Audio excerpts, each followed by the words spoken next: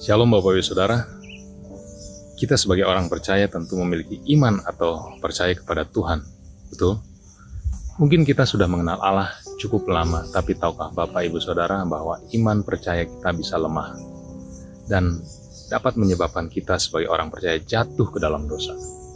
Pada kesempatan kali ini saya rindu menyampaikan renungan yang saya beri judul Jurus Klasik Setan, untuk membekali kita dengan pemahaman tentang cara setan melemahkan iman seseorang sehingga ia jatuh ke dalam dosa.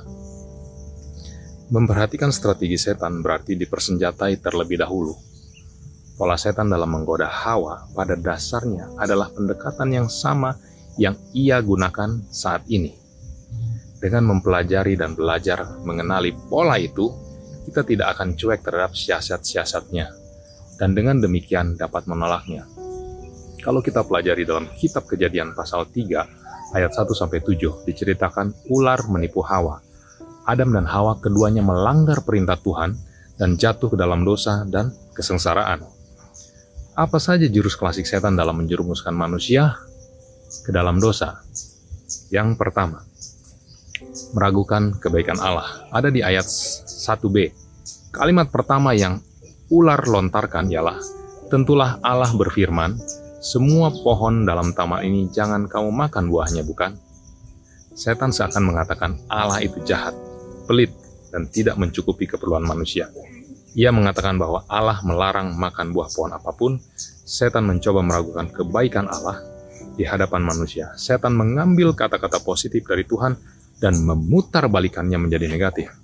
Setan ingin Hawa melihat bahwa Tuhan merampas sesuatu yang baik darinya, membuat Hawa berpikiran negatif tentang Tuhan adalah langkah awal menjatuhkan.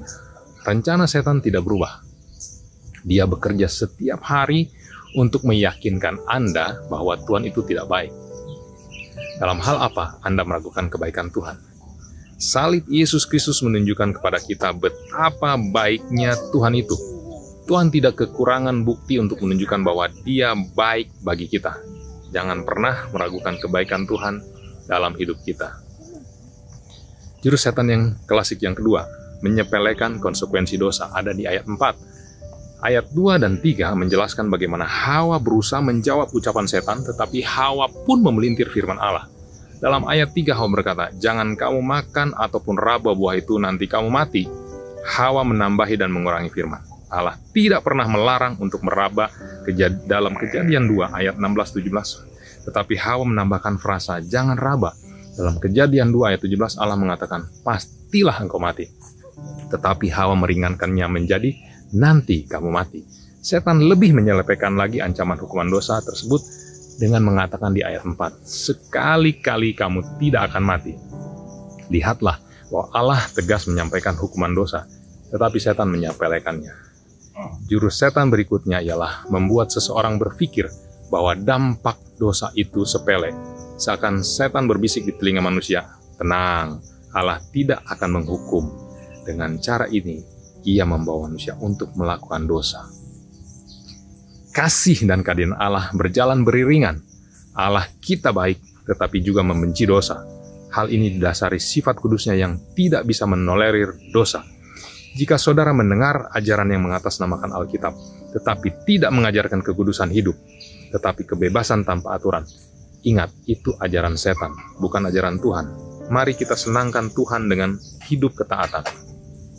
Jurus klasik setan yang ketiga, menawarkan jalan pintas, ada di ayat 5. Di ayat 5, setan menawarkan jalan pintas menuju kemuliaan dengan berkata, tetapi Allah mengetahui bahwa pada waktu kamu memakannya, matamu akan terbuka dan kamu akan menjadi seperti Allah, tahu apa yang baik dan yang jahat.